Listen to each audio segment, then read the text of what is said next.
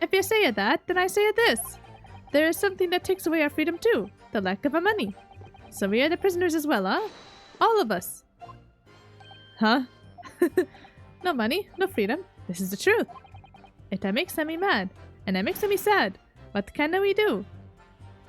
Well, if you feel so disfranchised, take money to court. Though it'll cost you, of course. There you have it. You see? That is why we need the Red-Headed League. To fight for the justice. Perhaps he has a point. No, Mr. Naruto. All we did was to get the man a comfortable place to sleep for the night. Of course Minosuke understands, because he's broke. Oh boy. Time to cross-examine these redheads. Welcome back, everyone. It's light here. And we've got quite the pair on the stand here. They were arrested earlier by Sholmes, and we called them here to see... Why did we call them here again? Oh right, if they saw Gregson in the park that day because he had the wig on. Alright, let's start pressing and see what they really have to say. 1,000 people? That's a very big crowd. It was quite a spectacle. Redheads had come from all over the capital. See, the capo here. He has the magnetismo animal, eh? Nobody else could attract so many people. If I could be born again, I would be the capo. Oh yeah, he was quite the character. All those people wanted was the money, Peppino. The £4 per week. Are you suggesting that you spoke personally with all 1,000 applicants? Oui, that we did. Because every one of them paid us 5 shillings. Oh yeah. We take other names and we take other money. And we take other addresses as well. What? When I tell them we take us some days to let them know by a post. If finito. Maybe too many tea a person. Oh my gosh. We start early in the morning and we stop late in the night. So, you earned 5,000 shillings in one day? That's a small fortune. I mean, they say crime doesn't pay, but like... Who would have thought there were 1,000 such gullible redheads in London to start with? One of whom was a great detective with chemically altered hair. I don't think he was, what did he say? I don't think he was gullible so much as he was desperate. I don't recall the man in this photograph. Okay.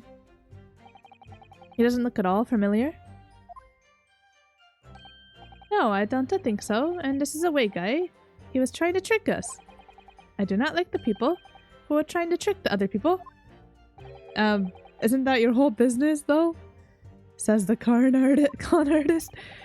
If between them they interviewed 1,000 people with red hair, it would be unreasonable to expect them to remember every face. No, senor. I may be small, but my memory is very large. I never forget a thing. In my opinion, I do not think this man was in the park. Really? But he's not going to give the court a definite, it seems. Eh, Capo? You didn't see a man like this, huh?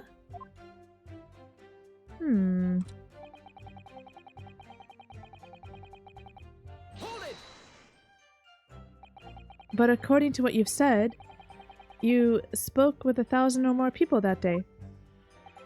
Oui, that's true. My eyes were burning by the end of the day. Surely then, you can't actually remember every single face. How are you so certain that this particular man wasn't present? Normally, the red hair is very distinctive, eh? But not when you have 1,000 redheads crowding around. Then it's just an eyesore. But if there was some other information you could have given us, maybe then we would recall. That is not the line, Peppino. Remember, we do not remember him. We are sure of that fact, no? If there was a man with a red hairpiece, but his mustache did not match the color, then I do not think I could have forgotten him.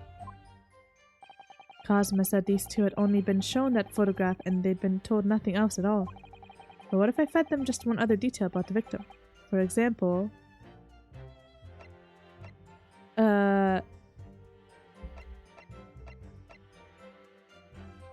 Fish and chips should be safe, right? And he always had fish and chips. Ooh, would he have it on the day, though? Well, he wouldn't have given either of these if he was undercover. Let's try fish and chips. I can certainly appreciate that just knowing the man had red hair wouldn't help you remember in this situation. But what if I told you that the man was always munching on a packet of fish and chips? Do you remember a man who was eating incessantly? Not really. I was looking only at the heads of the applicants. I wouldn't have noticed the fish and chips any more than the caviar and smoked salmon. Or a spaghetti. Me, I love the spaghetti. Really? I had no idea. Tell them again what you said before, Peppino. Si, Capo, si. I say it again and again. Okay. Then let me try one of the other options. Okay, what if I were to try his profession? I can certainly appreciate that just knowing the man had red hair wouldn't have helped you remember in this situation. But what if I told you that the man in the red hairpiece was actually a detective? The man in the photograph? A detective? Yes. It would appear he found your notice in the papers suspicious and decided to investigate incognito. Sorry, but this changes nothing. Yay! Something to add, Mr. De Rossi? She? See? I am always adding something. Parmesan, olive oil, pepper. What I mean is, did you not agree with your friend's last remark by any chance? Eh? What did he just say about the detective? Yes, that. Keep your mouth shut, Peppino. You have said enough already. Whoa, he's being suspicious. But why, Capo? What is the problem? There was a man who said, I am an inspector from Scotland Yard. What? Good lord. Well, there we go. Order, order, order. Explain this volte-face in your testimony, witness. It's simple. A man who was at the park said to... Oh, there was no such man. Said to us what? Oh, okay. Said he was an inspector. Adai, what are you saying, Capo? Have you forgotten, eh? I have forgotten nothing. Nobody like this came to the park. Basta, Capo, basta. You beat me at many things, but not two. The memory and the meals. Like I said, when it's time to eat at the pasta, no one is a faster. But you are inferior to me in every other way, so shut up. Dang! Objection!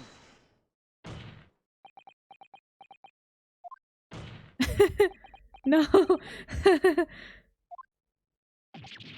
Ugh! Trapped HUD. The damage is done. Indeed it is, sir. Wait, there was a man who came to the park and he said he was an inspector from Scotland Yard. Can't hide from these two. However, he looked nothing like the man in the photograph. He was someone else. Really? That's what you're gonna go with? How can you be so sure? Because, to start with, his face was completely different. See, it's true, it's true. The man who came was a younger... Oh, are they talking about Sholmes? His face was clean-shaven. His eyes were sadder. His chin was thinner. No resemblance whatsoever, then. Anyway, I was not going to be fooled. I took the obvious precaution and said to him, if you are really a detective, show us the proof. See, the Capo here. He doesn't take a no-nonsense, eh? But he was well prepared. He said he had identification. Identification? You mean official police inspector's identification? That is most unconvincing. Sorry, my lord? Counsel, no incognito inspector would offer his identification for inspection. It's quite out of the question. Uh-oh. Definitely. Why would he expose his true identity? Clearly, the papers were fake. Certo, Capo, you are a genius. Oh my gosh. As we say in Italia, it takes a thief to recognize another, eh? And what happened after he announced that he was a detective? He became very annoying. He said, "You are under investigation." So I took his papers from him and chased him out of the park. It was fantastico! And look, here is the identification. So you stole it from the man? He had it coming. He made us very scared.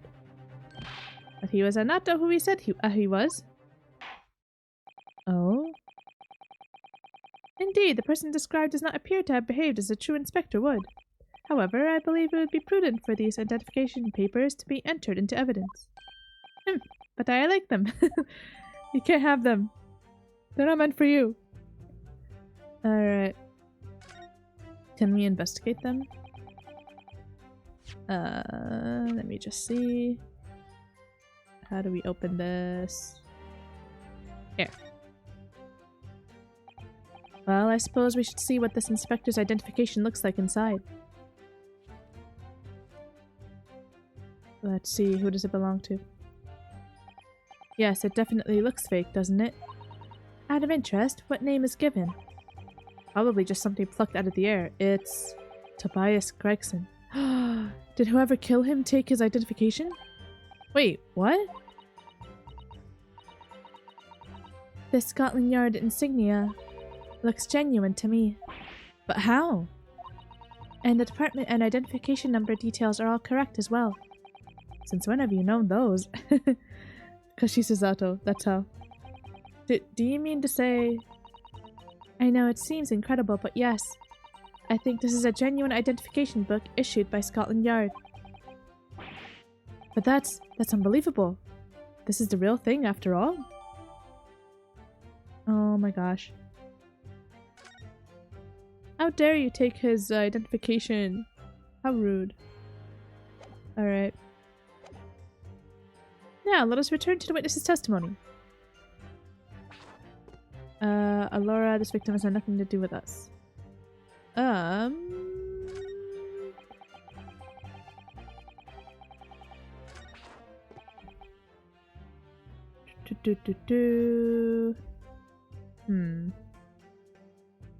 Actually, based on what we know, it's not actually true anymore. It does have something to do with you. I wonder if I could ask you to examine this identification book very closely. Miss Lestrade. Why, Miss Lestrade? What is your intention here, Counsel? Is this really a fake, or is it genuine? That's the question. Which we can't answer ourselves. Don't be ridiculous. No Scotland Yard detective would allow his or her identification to be stolen. Oh. Yay, Gina! That is the boss's. No question about it. It can't be. As I suspected. The undercover detective who attended the Red-Headed League's enrollment on the day in question was the real Inspector Gregson, carrying out an incognito investigation. Zoodalois! Haha, Cosima. Haha. Order! But if the boss had his identification stolen, he would have reported it straight away. I mean, he was always on at me about it. If you lose some, report it at once, he'd say. Could it be, then, that the inspector was physically unable to report it? Physically, eh? What are you saying? Unable to? You're not suggesting. Yay! Yes, it's quite possible that he was killed before he had the chance to report his identification stolen. No! Haha! That feels good. Order! The defense possessed that the victim was killed the day before his body was discovered at a different location. Do you two have anything to say about that? No, not the tears again. I know nothing. I don't know nothing. Pull yourself together, Peppino. Mon Dieu, you can behave a little more like a master criminal than that, non? No, I wish I had a return to Italia. Oh my gosh. Stop crying, Peppino, please. Otherwise, I... Oh my gosh. Lume, stop your whining and start the talking. Well, I believe the court will need to hear your story and considerably... I know nothing. No. But you will tell everything, or face the worst possible outcome.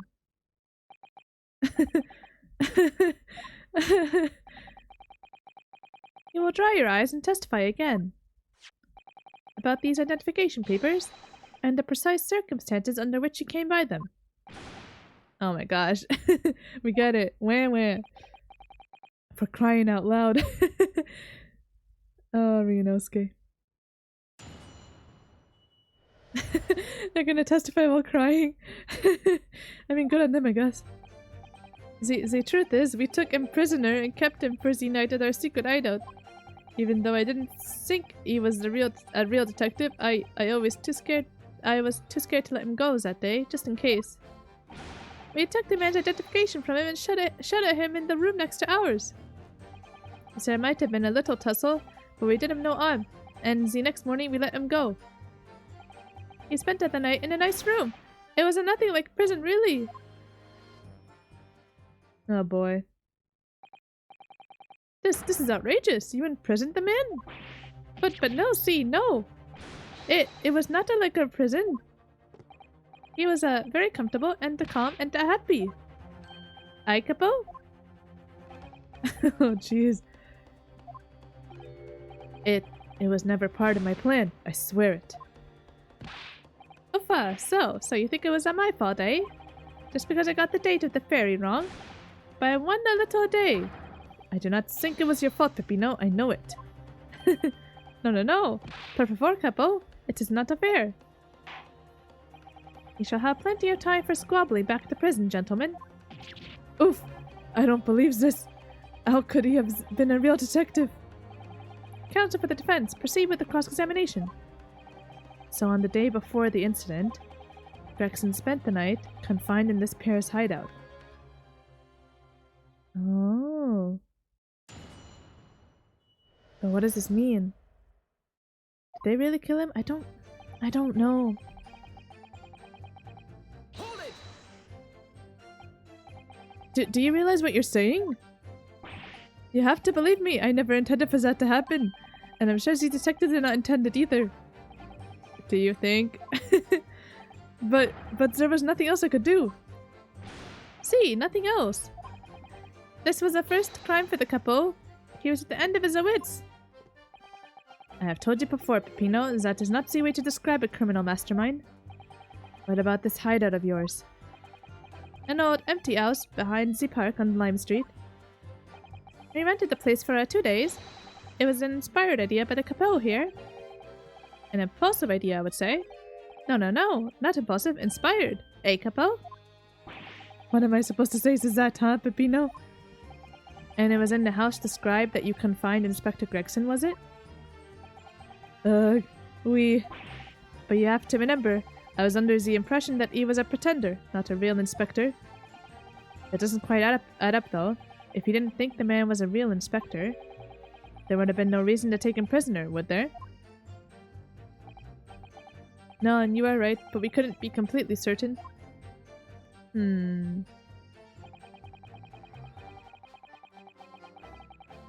it! Too scared? Why? Because, why had he come to the park? We didn't know. There was a chance that he had seen through my plan.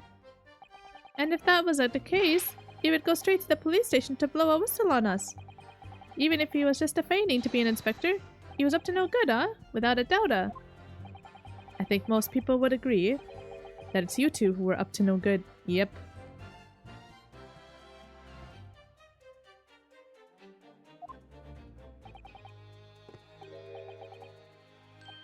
Well, I see, you may be right. Eh, capo? The point is, we were not able to escape from England immediately. So that is why we had no choice but to take the man prisoner. What I don't understand is why the inspector felt the need to show you his identification in the first place. See, I ask myself the same question.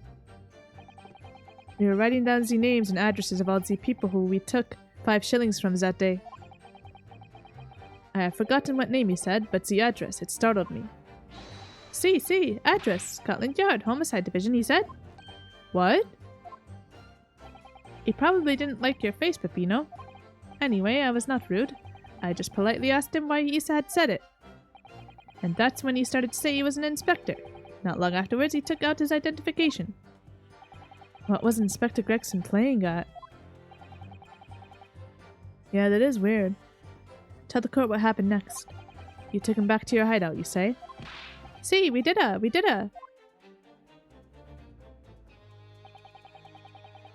This is just crazy. Hold it! That being this identification book here, correct? See, that is the one. What made you believe that it was a forgery? I never seen a real one, of course. But he was so suspicious, this man. Allora, I was a-thinking it must be falso. Aye, Capo? Oui, it is just as Peppino has said. We were convinced it was not genuine. And so together, the hilarious brothers, we took the man captive. All we did was shove him inside a locked room. Then we made preparations to transport all of the money. In for a penny, in for a pound.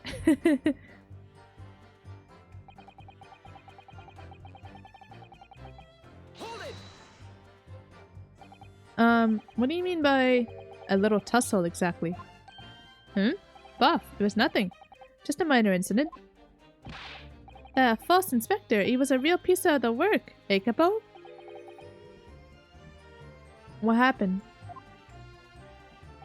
Uffa, it was a disaster. We gave him a nice room, and what does he do, huh? In the middle of the night, he tries to escape through the ventilator. Can you blame him? We chased him, bien sir, and we caught him again. Can you blame us? Wait, you didn't shoot the man in your haste, did you? Is it? Who do you think we are? Of course not. I simply caught a hold of him again and took him back to the room. Oh? Excuse me. Mr. De Rossi, is something wrong? Aye? Me? Yes, you. Something Mr. De Rousseau just said seemed to make you, well, it seemed to make you act even more strangely than usual. What was that all about? Cavallo, at times like that, you don't want to have the capo after you, believe me. And I speak from a personal esperienza. Personal experience? That is enough, Peppino. There is no need to say more. Not this again. The truth is, the night before we put the red-headed league plan into action, I was scared. It was not fair to the capo, but I tried to run away. It's a shame you didn't manage it. But the capo here, he came after me like at the turbine, huh? And he dragged me back to the house, kicking and screaming. Oh my gosh. I still have the bruises to prove it, eh, capo?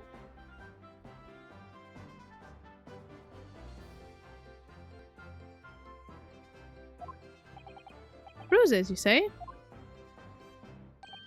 Ah, you wanna see, huh? You wanna see my fantastical bruises? That's enough now, Peppino. No one wants to look at any part of you. Oh my gosh.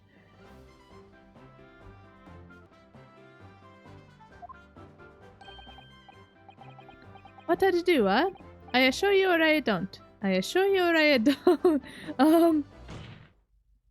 You do. Now. Oh dang, Cosima.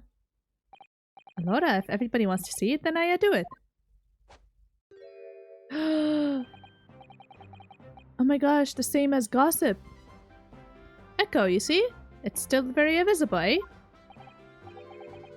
That red ring around your neck? You got that when you were dragged back to the house? See, the capo, sometimes he is a very rough, and I said that's enough. Pino's neck is nothing to do with what we are talking about here. You have my word. Incorrect, sir. Yes, what is your opinion, Counsel?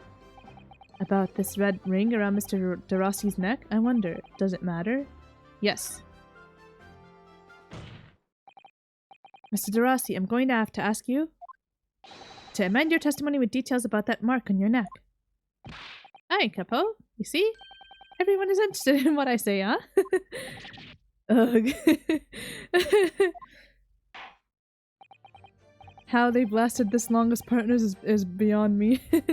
Very well, you will amend your testimony as requested, Mr. DeRossi. See, if you really want to know. Yes, we want to know everything. Thank you.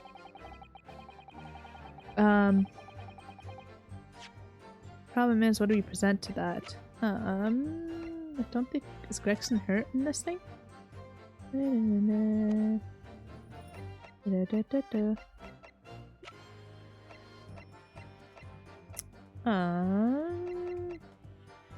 Or am I just pressing and then we'll bring up the witness from earlier? I mean, it wouldn't hurt to press. We'll just press. Are you saying that red mark was caused by... See, a big collar made from the leather. A leather collar? Is this true, Mr. DeRosso? What? We had a Saint Bernard at home when I was younger. It is a souvenir from that time. It was a very strong chain. A strong chain? And you put that around your friend's neck? Sorry, I was so angry that he was leaving me alone. You did not have to tie the chain to the leg of the bed, though, huh? I would not have tried to run again. You didn't do that to Inspector Gregson as well, did you? Treat other people equal, huh? Is the Capo's here motto, eh? It's starting to sound a lot more like a prison all of a sudden. The Capos are tough, but the Capos are rough. Ugh, I shouldn't have done it. So, the following morning, when you released the inspector, he had a red ring around his neck, just like a me. Peppino, s'il vous plaît, leave it now. Now you know, huh? The Capo here, you don't want to tangle with him, eh? But for the inspector, it's not so bad.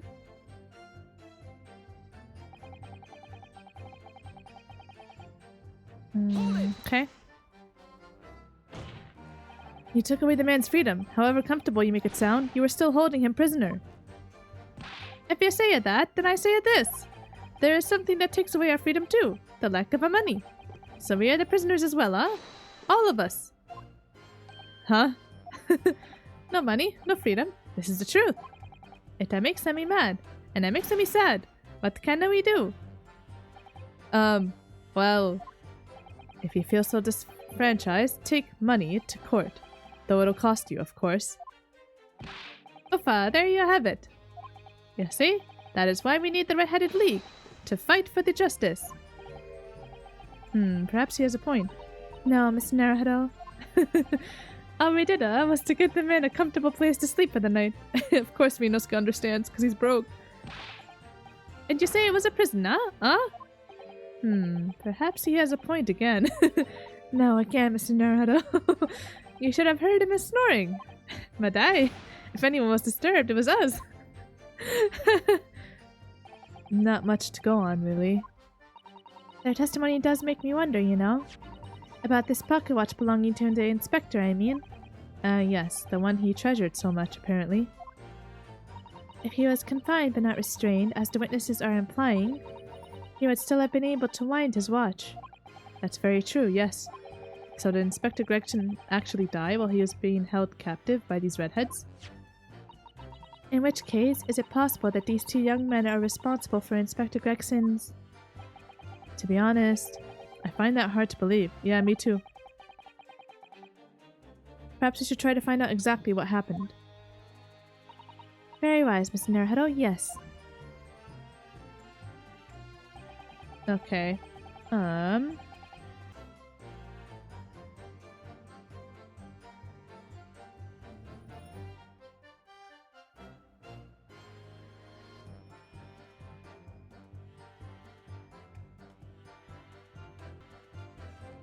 Alrighty, they said that he put the collar on his neck, but if I remember right, there's nothing on his neck, right? At least no signs of injury from what I can see.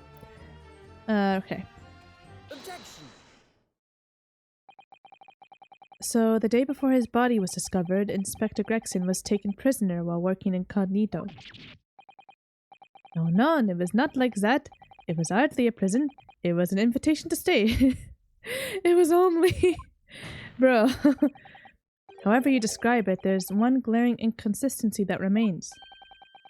What inconsistency is this, Counsel? I would ask the court to look closely at this photograph of the victim, Inspector Gregson. You will see that there is no red ring visible around his neck. Eh? But that makes no sense. It was me who took the collar off the man in the morning, and I saw the red bruises on his neck, just like I have.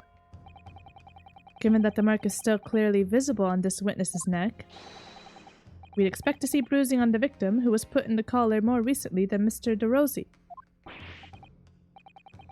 Indeed, that is most peculiar.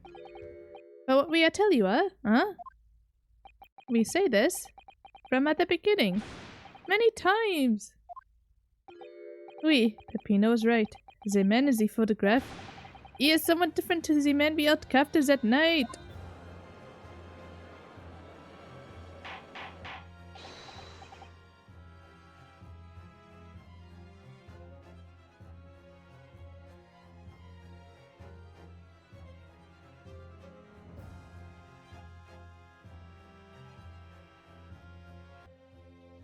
Order! Order! Order! It would appear, then, that on the day before the incident, the man who visited the park on Lime Street posing as an incognito inspector was not Inspector Gregson at all. Objection. If that's true, however, how do you explain the inspector's identification? This is a genuine identification book issued by Scotland Yard. It's inconceivable that someone could have stolen such an important item from the inspector. The prosecution made that assertion itself. And we also know that the inspector had made a note about the Red-Headed League in his diary for that day, which surely means we can't divorce the two events completely. The inconsistency noted by the defense is most troubling. If it were the real Inspector Gregson whom these two red-headed gentlemen encountered, the fact that no bruising can be seen around his neck defies explanation.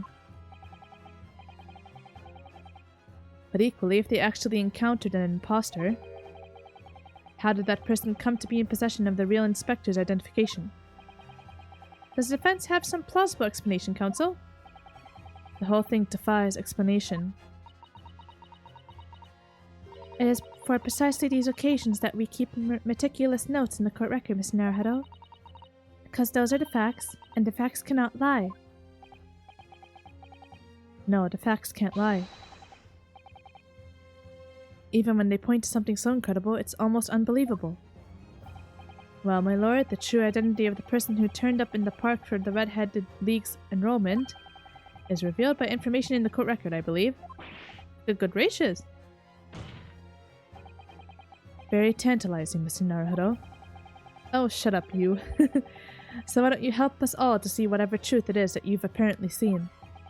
Who exactly was this inspector that appeared before Mr. de Rousseau and Mr. de Rossi? An imposter. Right? Because if it was Mr. Gregson himself, he'd have the bruise, but he doesn't. But Gregson wouldn't have lost his identification that easily.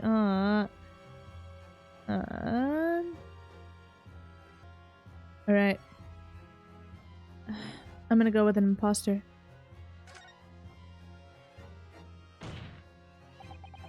Though it seems incredible, I admit, the undeniable facts point to only one thing. Since no bruising can be seen on the victim's neck, the person who these two red-headed men took prisoner that day cannot have been Inspector Gregson. In other words, your whole argument up to now has been a waste of time. Objection.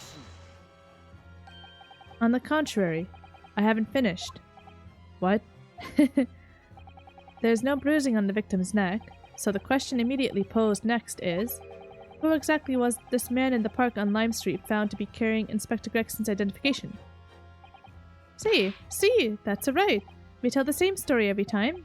Whoever this man was, the capo dragged him from a pillar to a post with a dog collar. Mon Dio, Peppino, I was not so harsh as you say, huh? So who was that the false inspector, eh? Who was he? Clearly, the defense has an idea about that. About the true identity of the man these two imprisoned that night. I must ask the counsel for the defense to elaborate post-haste. Who did the witnesses encounter in the park posing as Inspector Gregson? Gossip, because Gossip has the mark on his collar. Goodness me, isn't that one of the witnesses who was in the stand in this very courtroom earlier today? A nameless man, whose only occupation appears to be peddling hearsay to passers-by. Objection! Go away. What on earth would a street seller be doing with a police inspector's identification papers? Witnesses, is this the man or not? What has happened to his lip? Ah. See, this man is not for the Red-Headed League, eh? He is looking for the Twisted Lip League. No? That wasn't the question. Perhaps rather than making such a rash claim next time, you should bite your lip instead. It seems improbable, yes, but one undeniable fact remains. During his testimony earlier, I noted something around the man's neck. A red ring of bruising. Eh? What? The defense demands that Mr. Gossip be brought back to the stand. Yay! I knew he was suspicious. Order, bailiff! Bring the aforementioned witness back into the courtroom. Immediately! There it is.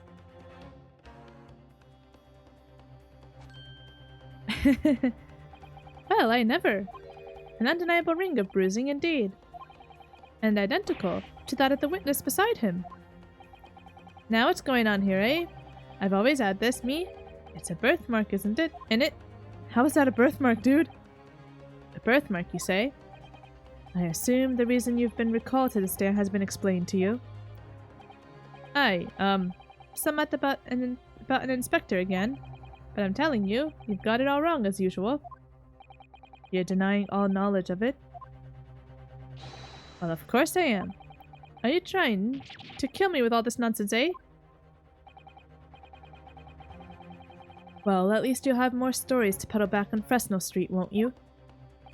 Now, we're going to need you to testify again. And you, Mr. DeRisso and Mr. DeRossi. I'm sure you'll cooperate, won't you? Do we have any choice? We are in a big trouble, eh, Capo? I actually love them. Oh my gosh. That's quite enough dilatory chatter. Proceed with the testimony. Oh man. Oh boy.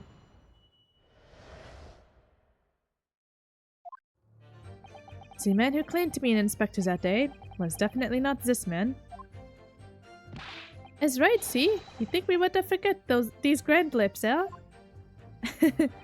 I never leave Fresno Street, alright? I've no interest in any red-headed league. I'm all alone in the world, me. I've no kinfolk or nothing. Why would I be involved in something like that? Just look at me, eh? Does it look like I could carry off a disguise with a face like this? Interesting. That mention about kin, that's got me thinking. It would certainly appear that we are the wrong man. What have I been telling you, huh? There was no need for this pointless testimony. Oh, shut up. That's right, I'm just a simple peddler, remember? Fresno Street's all I know. How would I have come by? A police inspector's identification book, eh? Well, yes. It's hard to explain, but... A brief cross-examination, I think, counsel. Very brief. Go away. Isn't there anyone in this courtroom who thinks I might be onto something? I stand steadfastly at your side as always, Mr. Naruto. Aww. Thanks, Susato. You're no help. You're useless, Kazuma.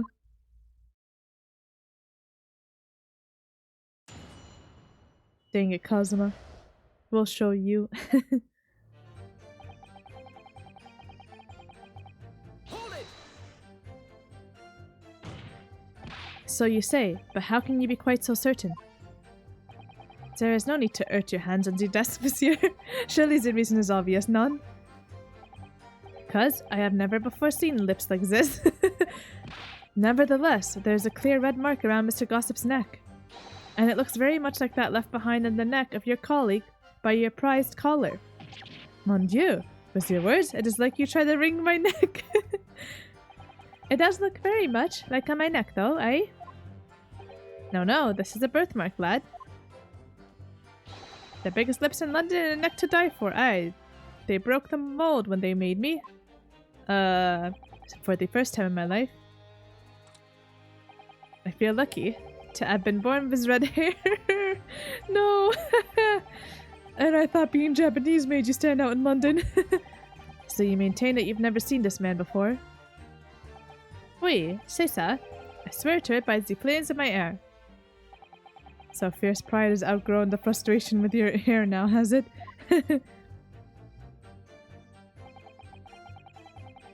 Oh man. Well, yes. I don't imagine I'll forget those lips in a hurry either. Dang. That is what I am saying. For some reason, it makes me want to eat. How did Fabienne call it? An eclair. You know. I've never seen the hair as black as yours before either. Likewise, I'd never seen red hair like yours until I came to Britain. See, maybe it's a nationality trait, eh? Maybe all the people from this immense country have had the grand lips. No, lad, I was born right here on Fresno Street, and I never left. Oofa, that is a problem, see? So you definitely didn't go to the park on Lime Street that day, Mr. Gossip? Now, how many times do you want me to say it, eh?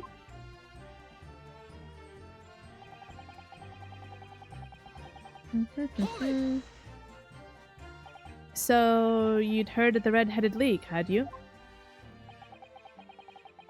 You don't get a name like Gossip for nothing, eh? It's my business to know what's going off in town. I sold that tasty tidbit to a few redheads that came past me. Just between us, I even got sandwiched to cough up for it. Well, he does have a very red nose, if that counts. Who knows? Ha ha ha ha ha ha. But as you can see, my own hair is not a hint of red in it. And in any case, Fresno Street's my patch. You won't catch me sliding off to some other part of town? No, sir, not likely. Oh? Excuse me. Mr. de Rousseau. Ugh! Ah, oui? Can I help you? This poor guy is gonna get, like, stomach problems. Did Mr. Gossip's words just now lead you to remember something relevant, perhaps?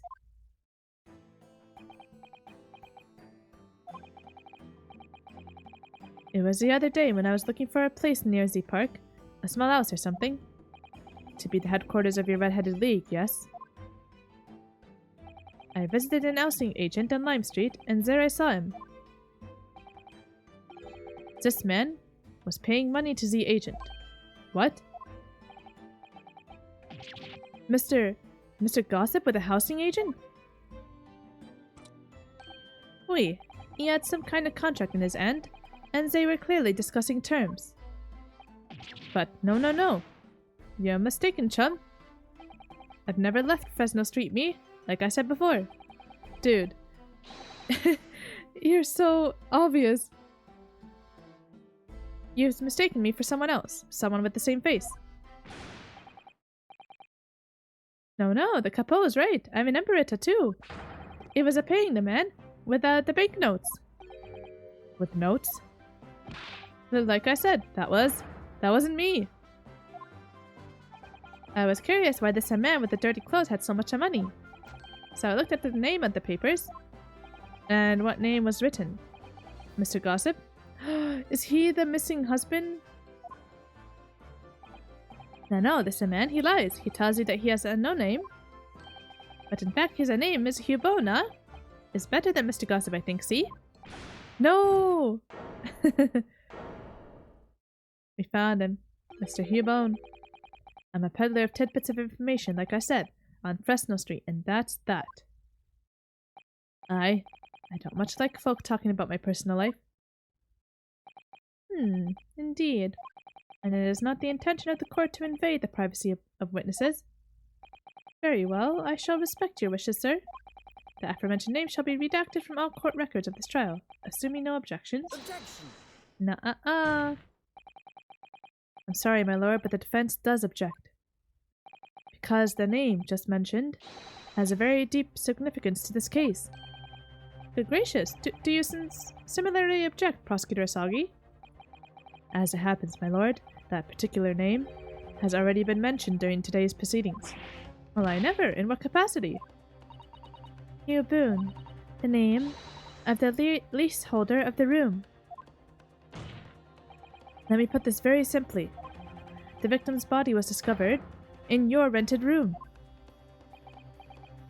Oh boy. I suggest, sir, that you start talking. Well, alright. I suppose that might be the case, eh? What in the world? So your real name is Hugh Boone? Well, just between us. I don't like to blow my own trumpet, but there's no finer peddler of tidbits in town. So I happen to be able to afford a grubby little room in a falling down backstreet townhouse. You do? And once every 6 months I go and pay the rent to the agent on Lime Street. Aye, I remember now. There were 2 vulgar redheads in there last time. Aye, if either of us is a vulgar, is it not to me? Think again, Peppino. Why didn't you bring this up before? It's like I told you already. I don't like talking about my personal life. I'm a tidbit peddler as far as everyone else is concerned. No fuss. Uh-huh. You will update your testimony to include this most surprising revelation, Mr. Boone. If I must. So the leaseholder Scotland Yard has been looking for since the body was discovered. Has been here under our noses all along.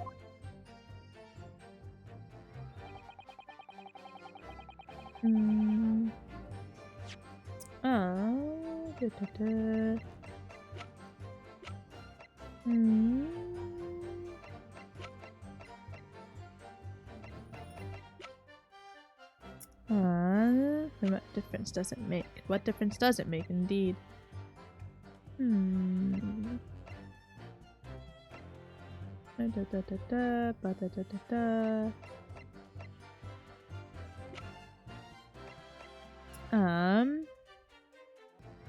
Okay. So we got this, and then around the world me. Oh! Haha! Now that we found out his real name, he's not all alone in the world. Objection! If you have no kinfolk, as you put it, then explain why it is that among the sparse furnishings we found this photograph in the room. Ah. I presume, as you've been renting the room, that this photograph belongs to you, does it not? Oh, well... Mr. Boone, drop the pretense, and tell the court exactly who you really are. Yay! I love this music. I don't know what you mean. I'm a peddler. I keep telling you so. You really don't need to bother with me. Please, just leave it alone. As the man says. Leave it alone. Whatever the truth is about this man's life, it has no bearing on this case. Because it's simply not possible that he impersonated Inspector Gregson. How can you be so sure? Just look at the man. No amount of disguise could ever hide those unmissable features. That's a nice way of saying it. But what if we were to look at this the other way around? What do you mean? Yes, counsel, what do you mean? Well, there's no denying that Mr. Boone's lip is very prominent indeed. But consider the possibility that his prominent lip is itself part of an elaborate disguise. Then hiding that prominent feature, in other words, revealing his true face, would make an utterly impenetrable disguise. Wouldn't you agree, Mr. Hugh Boone? Yay! Ugh! Oh, I love this! Yay! Witness, are you still hiding the truth from this court? If that's a disguise, then underneath it, his true identity must be... Yes, that's right. There's really only one person he could really be. My lord, the defense believes it can reveal Mr. Boone's true identity to the court. No. Please, no. Very well then, counsel. What is the true identity of this peddler who goes simply by the name of Gossip on the street? Where is it? There he is. Take that! Your real name is actually Mr. Vigil, isn't it? Mr. Daily Vigil. Yeah. I don't recall that name, counsel. Who is this Mr. Vigil? It's a name I encountered yesterday, my lord. It has to do with a certain client of Mr. Herlock Sholmes. A young gentlewoman came to the detective, asking him to locate her missing husband. The woman in this photograph, in fact, this is Mrs. Vigil. What? From what I understand, you haven't returned home since the night before the inspector was found dead. But of course, on that night, you were being held captive by the two red-headed League men. And last night, you were put up by the prosecution's service in preparation for testifying in this trial. Because we'd been led to believe that you, Miss Venus, and Mr. Sandwich were all homeless. Being important witnesses in this case, we needed to know where we could find you, of course. And that explains why you've not only been unable to return home, but also unable to contact your wife, who has been beside herself with worry, waiting for you at the Vigil residence. Now, just hold on a minute. I don't have the first idea what I'm talking about. Really? It's a simple enough matter to confirm my suspicions. All we have to do is pull off that disguise. Awesome. No. Please. Bailiff, bring soap, a sponge, and a washbowl at once. Mr. de Rousseau and Mr. de Rossi, you will restrain the witness. Oui, my lord. Si, my lord. Awesome. Yes. No, stop. Get off. Don't. Oh my gosh. Oh, dang. Flop. Dang.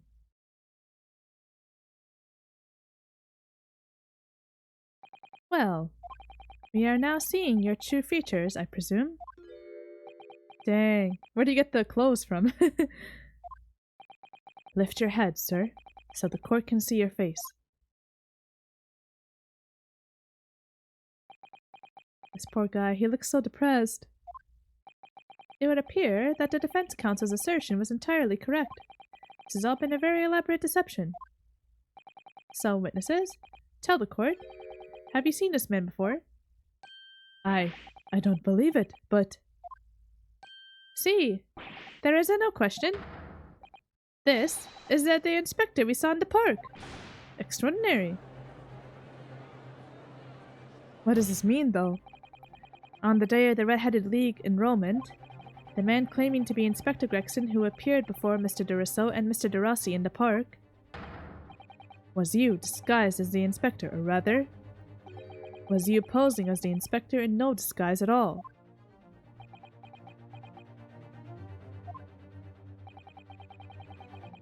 Mr. Vigil was formerly employed as the chief warder at Barclay Prison. A chief warder? Then your career had promise. Why, you were quite possibly have become the future governor of the prison.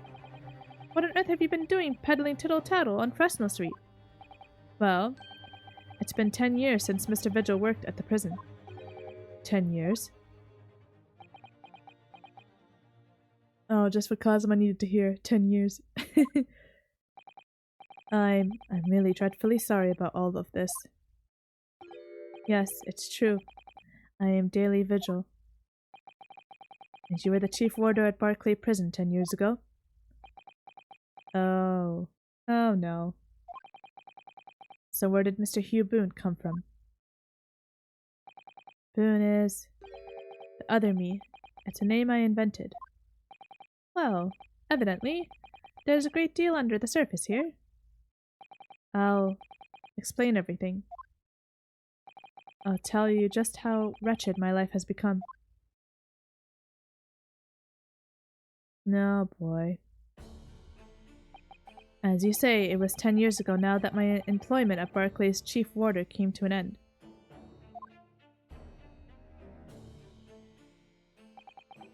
Having left the prison service, I searched for some new occupation by which to earn a wage. But times were hard in London, and I found no suitable engagements at all. In desperation one day, I turned my hand at selling wares on Fresno Street. My wife appears to know nothing of this. She still maintains that you are the chief warder at Barclay Prison. I was utterly determined that my wife should not know of my failings, which is why I've never told her. But how? How the heck did he keep it secret for 10 years? I opened an account at the bank under the name of Hugh Boone, and I rented the cheapest room I could find on Fresno Street. The scene of the very crime we're investigating.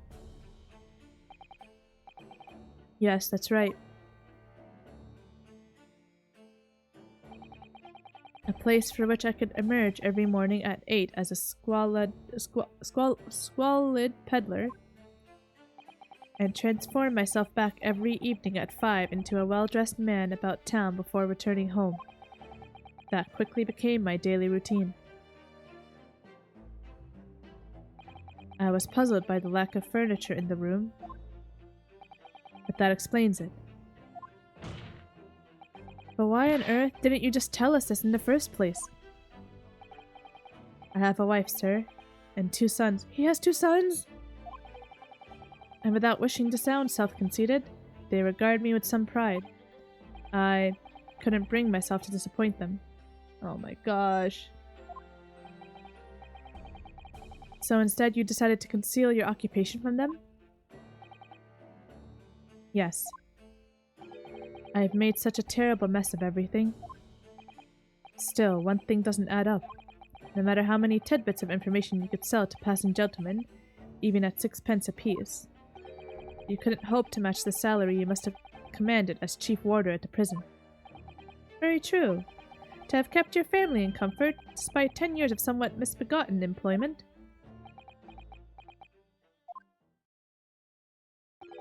That was all thanks to Inspector Gregson. What?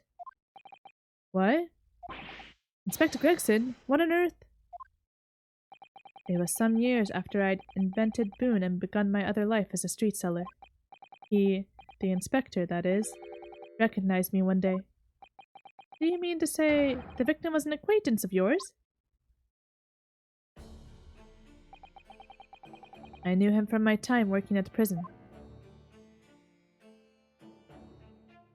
When he saw what I'd become, he was deeply troubled for me and my family. Oh, Gregson! I love Gregson! He didn't even have to, but he did. And from that day forward, he visited me on Fresno Street with increasing regularity. Why did they have to take Gregson? They took such a good guy. Then one day, he asked me if I would carry out a secret assignment for him. A secret? What was it? I was to impersonate the inspector. What? Impersonate him? We always met in that little room so the inspector could brief me. Sit at Orxie's tomorrow and take a statement from the proprietress. It was always something along those lines. Surveillance work, interviewing people. On those occasions, he would lend me his identification so people would believe who I was. Oh my gosh! My instructions were to make an impression, to let people know that Inspector Gregson had been at work. And for those services, he compensated me financially. The Scotland Yard inspector willingly relinquished his identification into your care with intent to deceive? That as I'm sure I need not point out, is a very serious criminal offense. But why? What was the point of you impersonating him? I truthfully do not know. All I can say is that the inspector warned me on numerous occasions. Aw, Gregson. Now remember, Vigil, I need your solemn word. You don't blab about this to anyone, alright? Ever. Even if, well, if I end up a croaker. What?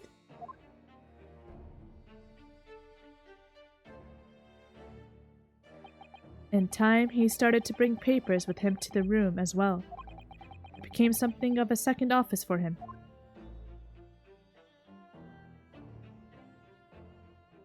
So, in fact, the person who declared himself to be Inspector Gregson at the park on Lime Street was really...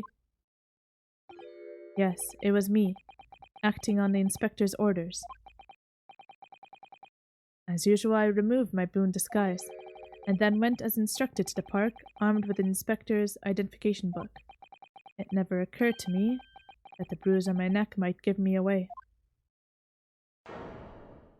Oh my gosh. What?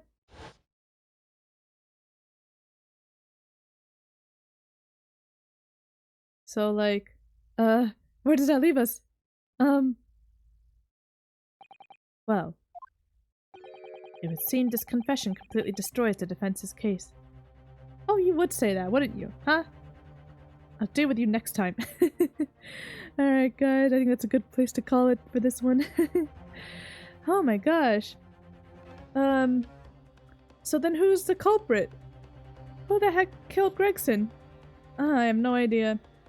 Oh my gosh. Alright. Guess I'll find out more next time. Alright guys, that's gonna be it for this one. Hope you guys are having an amazing day, and I'll see you in the next one where we deal with Cosima. Alright, see you later.